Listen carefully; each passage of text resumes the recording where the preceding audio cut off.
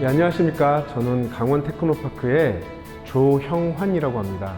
제가 오늘 수요과학회에 좀 말씀드릴 부분은 요즘 한참 활용하고 있는 수소에 대해서 그 수소의 산업과 그 기술에 대한 개론을 간단하게 설명드릴 수 있도록 하겠습니다. 먼저 수소란 무엇이냐? 수소는 우주의 75%를 차지하는 물질로 인류가 발견한 원소 중 가장 작고 가벼운 물질입니다. 수소는 공기보다 14분의 1만큼 가볍습니다. 예를 들어 1세제곱미터의 부피에 물을 채우게 되면 1톤의 무게의 물이 들어갑니다.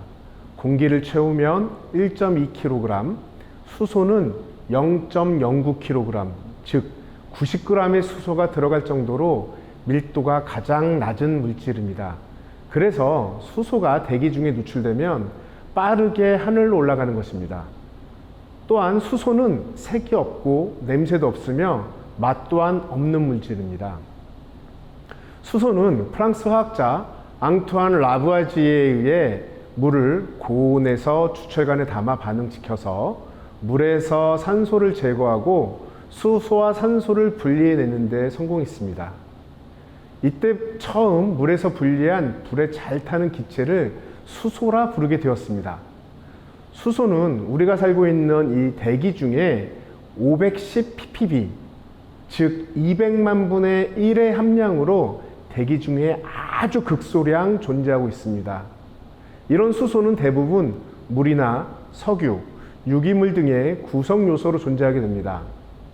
수소는 대기 중에 산소와 반응해서 열과 빛 또는 열과 전기를 발생시키며 이런 특성을 이용하여 수소를 내연기관의 연료나 발전기의 연료로 활용하고 있습니다.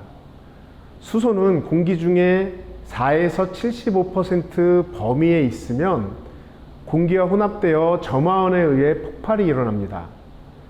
또한 특별한 점화원이 없어도 공기 중에 약 530도, 산소 중에 430도가 되면 자연 발화가 될 수 있는 물질입니다.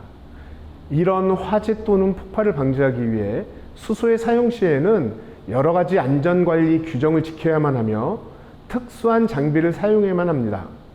수소와 산소가 반응하면 물과 열이 발생되는데 그 열은 LPG 가스의 3배에 해당하는 발열량을 갖고 있습니다. 불이 붙으면 무색의 불꽃이 생기며 이 불꽃은 특수한 카메라가 아니면 확인할 수 없습니다.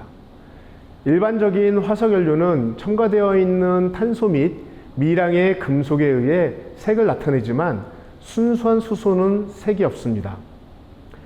다음의 동영상은 요즘 자주 볼 수 있는 수소 연료전지 차량인 넥소의 700기압용 용기에서 7mm의 노즐로 뿜어지는 수소를 연소시킨 시험입니다. 700기압의 고압에서 수소가 뿜어지므로 강한 화염이 발생되지만 육안으로 불꽃을 보기가 쉽지 않고 아래에 있는 화면은 적외선 카메라로 보면 강한 화염을 볼 수 있습니다. 이 화염은 이산화탄소를 발생시키지 않고 화염의 부산물로 물이 만들어지는 반응이 되겠습니다. 또한 수소는 특수한 조건에서 산소와 반응할 때 비행기가 음속을 통과할 때 생기는 소닉 붐과 같은 폭행 반응을 일으키기도 합니다.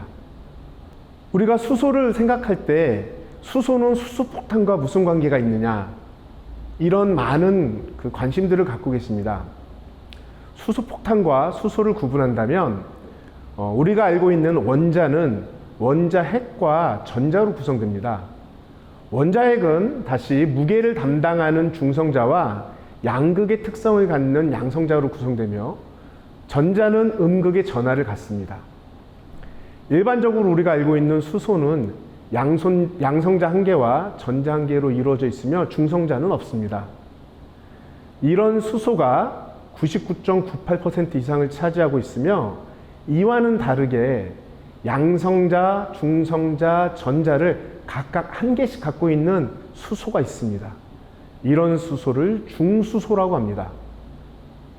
지구상에는 0.02% 미만으로 존재하고 주로 원자력 발전소의 속도를 제어하는 감속제로 사용하고 있습니다. 이렇게 중성자, 양성자, 전자를 각각 한 개씩 갖고 있는 중수소에 중성자가 한 개 더 더해져 있는 양성자 한 개, 중성자 두 개, 전자 한 개로 되어져 있는 수소가 삼중수소입니다. 이 삼중수소는 주로 원자력 발전 시 부산물로 만들어지고 있습니다. 이런 극미량의 중수소와 삼중수소를 이용해서 1억 도 이상의 고온으로 반응시키면 중수소와 삼중수소가 반응해서 헬륨이 만들어지고 남은 중성자 한 개를 배출하면서 아주 높은 고밀도의 에너지를 방출하게 됩니다. 이것이 바로 핵융합 발전입니다. 이 핵융합 발전의 원리를 무기로 사용하게 되면 수소폭탄이 되는 것입니다. 즉, 수소폭탄은 우리가 활용하고 있는 일반 수소로 만드는 것이 아니며 자연계에 아주 극미량 존재하는 중수소와 핵발전의 부산물로 나오는 삼중수소를 1억 도 이상의 고온을 만들기 위해서 수소폭탄의 탄두에 원자폭탄을 폭발시킴으로써 그 원자폭탄의 폭발열로 수소와 중수소와 삼중수소를 반응시켜 수소폭탄을 만드는 것입니다. 즉, 우리가 쓰고 있는 일반 수소로는 수소폭탄을 만들 수도 없으며 수소폭탄을 만들 수 있는 기술은 극강대국 몇 개 나라뿐이 없습니다. 그러므로 수소와 수소폭탄은 별개의 관계로 보아도 상관이 없습니다. 이런 수소는 수소를 저장하는 방법에 따라 여러 가지 형태로 저장할 수가 있습니다. 수소는 물의 형상과 같이 물은 수증기, 기체, 물, 액체, 얼음, 고체로 구분되어져 있습니다. 수소도 기체, 액체, 고체로 존재합니다. 일반 대기 중에는 기체로 되어져 있는 수소가 영하 253도에서 액체로 변하게 되고 영하 259도에서 고체로 변하게 됩니다. 상온에 있는 기체의 수소는 보관하기 위해서 용기를 사용하게 되며 이 용기 안에 많은 양을 저장하기 위해서 압력을 주게 되어져 있습니다. 그래서 고압의 압력을 이용해 쓰고 있는 용기를 고압 용기라고 하고 수소는 이런 고압 용기 안에 들어가 있습니다. 이런 고압 용기는 대부분 두꺼운 금속을 이용하게 되어져 있고요. 최근에는 탄소 복합체를 이용한 복합 용기도 사용하고 있습니다. 이에 반해 액체 수소는 기체 고압 수소와 다르게 아주 낮은 상압 기반에서 보관을 할 수는 있습니다. 하지만 영하 253도 이하의 온도에서 만들어지기 때문에 단열 특성이 매우 좋은 용기에 보관하게 됩니다. 즉, 우리가 쓰고 있는 아주 고단열의 보온병 같은 곳에 액화수소를 저장해야 되는 상황입니다. 고체 수소도 물론 존재하지만 고체 수소는 영하 259도라는 액화수소보다도 훨씬 더 낮은 온도에서 만들어지기 때문에 상온에서 보관할 수 있는 기술이 거의 없습니다. 그래서 현재 고체로 수소를 저장하는 기술은 금속 중에 일부 금속은 고체를 잘 흡착시키는 그런 성질이 있습니다. 그런 금속을 합금하여서 그 합금 안에 그 스폰지가 물을 흡수하듯이 금속이 수소를 흡수하게 만들어서 고체 상태로 보관을 하고도 있습니다. 최근에는 이렇게 만들어져 있는 액체 수소나 고체 수소에 대해서도 여러 방면에서 활용하기 위해 연구를 진행하고 있습니다. 또한 수소는 어떻게 만드느냐에 따라서 여러 가지 방법으로 구분을 합니다. 수소의 생산은 모두 기체로 만들어지게 됩니다.